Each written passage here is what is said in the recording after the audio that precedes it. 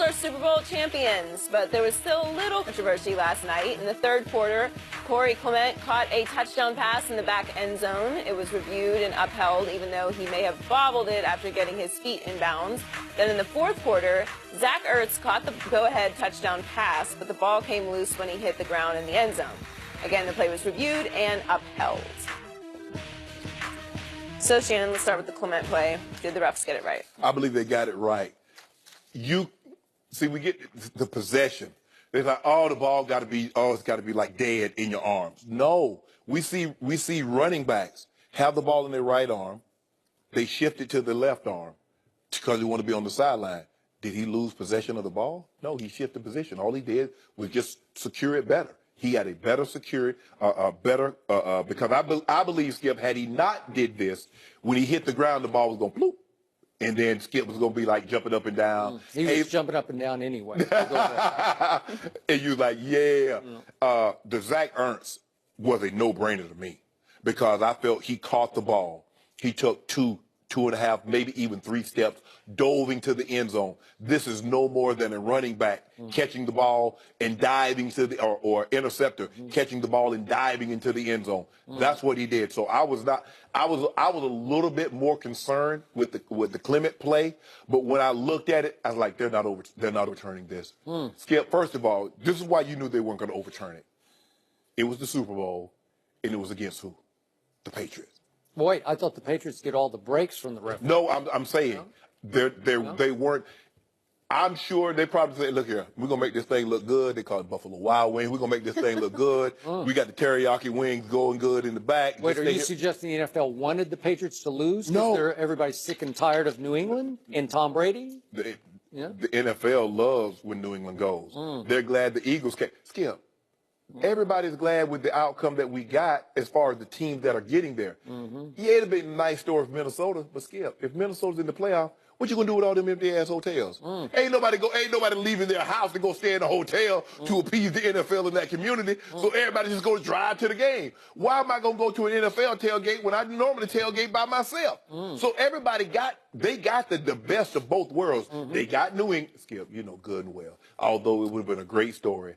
NFL ain't really wanting to see, and the fans ain't really wanting to see Jacksonville in no Super Bowl. So they got the both of best worlds. But Skip, I thought this Ertz touchdown was a no-brainer for me.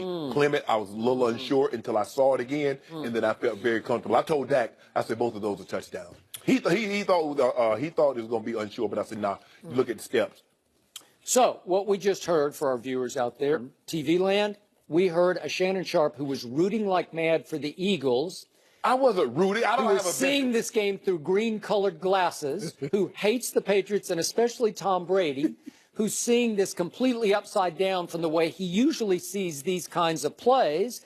And I'll go to the second one first. Once upon a time, the day after New England won at Pittsburgh, you told me that the Jesse James play, by the letter of the NFL law, that was not a catch. And I said, well, by the spirit of my eye test, he did control the ball and then try to slam it across the goal line. So I want you to make sure. Did Jesse James exhibit the same motion after he caught the ball as Zach Ertz? He didn't run with the ball because he just turned and fell into the end zone, but it's pretty close. And Dez Bryant definitely ran with the football at Green Bay in that playoff game after 2014. It started all this controversy. That was a catch. Actually, Calvin Johnson started this. It was the Calvin Johnson rule. That was the one that was in the postseason. That decided it because Dallas had won at Seattle during the regular season, and I was giving them a real good shot to go back to Seattle and win. I was. And the point was they would have won that game against Aaron Rodgers, who was hobbled that day. No, they wouldn't. Bad calf. Because Dez Bryant actually caught the football, controlled it, ran a step, almost 2 steps with it, and slammed the ball with his left hand across the goal line the way a running back would, the way Zach Ertz did last night. And by the letter of the NFL law, you know and I know that's not a catch. No. I'm sorry. That's what you told me after the New England at Pittsburgh game. Skip, not a catch. But Skip, Jesse James did not do He controlled the ball. He caught it. He caught the ball. By your eye test, did Jesse James catch the ball? Sure he did. Initially, yes. Yes, no, but not then initially. he went to a knee and the ball hit the dirt and popped, and he recaptured He tried to hammer it down in the end zone the way a running back breaks the plane. Zach It's Ertz breaking caught the the plane. ball on like the 5, took 3 steps, He dove. just fell. He just fell into the end zone. Devin McCourty undercuts him. Devin McCourty was falling down on the play and actually rallies and gets underneath him and cuts him down. Skip. He's falling into the end zone. He has to hammer it. This is classic. Up. You didn't control it to the ground. It's not a catch. Yes, Skip. You He's did a not runner. survive the ground. I did not hear what the official said. What did the official say?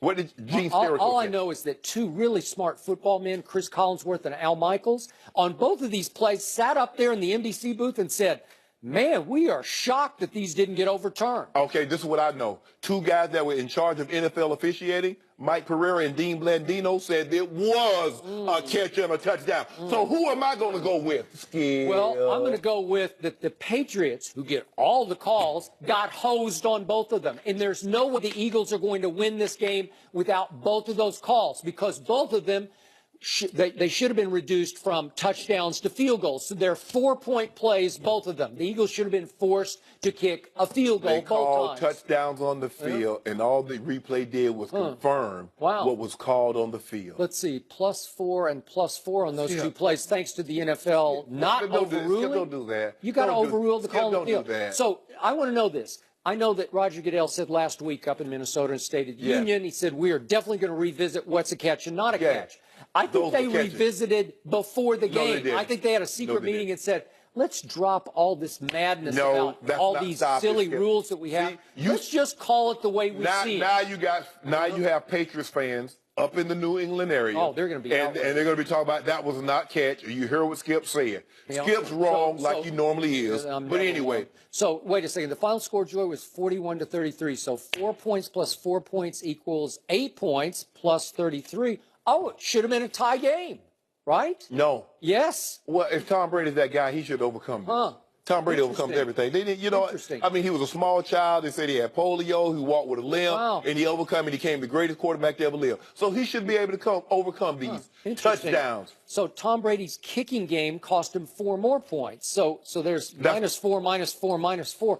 Wow. But I don't hear you saying anything about the kicking game in the first Super Bowl. I don't hear you saying anything about the kicking game in the second Super Bowl. You didn't mention that. Well, because Tom Brady, the ultimate deodorant in the history of sports. Well, he stunk. 5 times less. Always stunk with the record 505 playoff game. Well, he was smelling good. Joy, you know if you go to the party, you all G'd up. But late, you've been dancing about 15 songs, you all sweaty.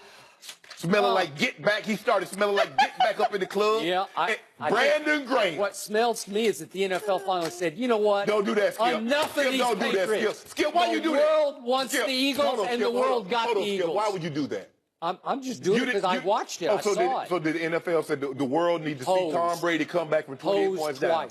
Hosed twice. Did the Patriots say that? Because you didn't say anything about that was enough. When one guy has 5 game-winning drives in the fourth quarters and overtimes of 5 Super Bowls, the NFL says, okay, that's enough. Okay, what about the other 3? Sorry. Huh? What about the other 3? Let's talk about the Philly special. Tom Brady had one really bad moment in the game last night. Bad. And we'll discuss that next. Really bad.